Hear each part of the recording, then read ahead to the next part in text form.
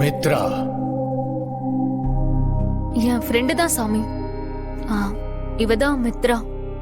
எங்களுக்கு ஒரு பிரச்சனை, அது சம்பந்தமா உங்ககிட்ட சில சந்தேகம் கேட்கணும். அதுக்காக தான். நிறுத்து. பெரிய பாவத்தை பண்ணிட்டு நீ இங்க வந்திருக்க. தப்புன்னு தெரிஞ்சும் நிறைய தவறான காரியங்களை பண்ணிக்கிட்டு இருக்க. அது உனக்கு தெரியுமா?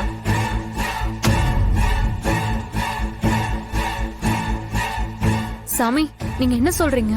நீ பேசாத. ஏன் முன்னால உட்கார்ந்து இருக்கிறவங்கள என்கிட்ட பேச சொல்லு.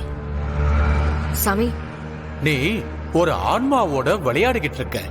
அது உனக்கு தெரியுமா? நீ சொந்தம்னு நினைச்சுக்கிட்டு இருக்கிற ஒருத்தன் உனக்கு சொந்தமானவனே கிடையாது. அவன் வேற ஒருத்தரோட சொத்து. அத நீ அபகரிக்கணும்னு நினைக்கிற.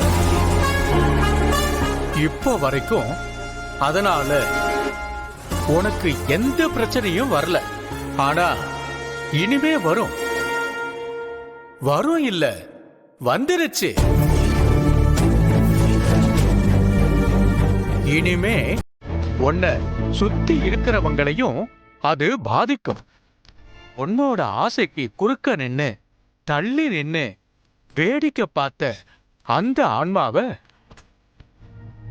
அதுக்கு சொந்தமானவங்களுக்கு உபத்திரவத்தை கொடுத்து கோபப்படுத்திட்ட.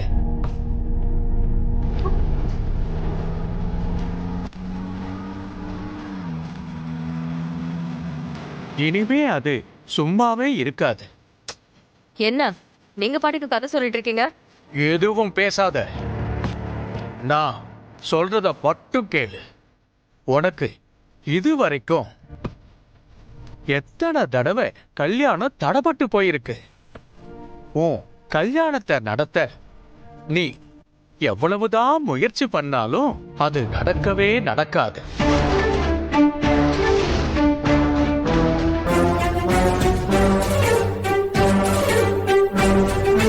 சாமி சாமி, இந்த விஷயத்தை பத்தி உங்களுக்கு எப்படி தெரியும்? அதுதான் அந்த பொண்ணோட முகத்திலேயே எழுதி ஒட்டி இருக்கு.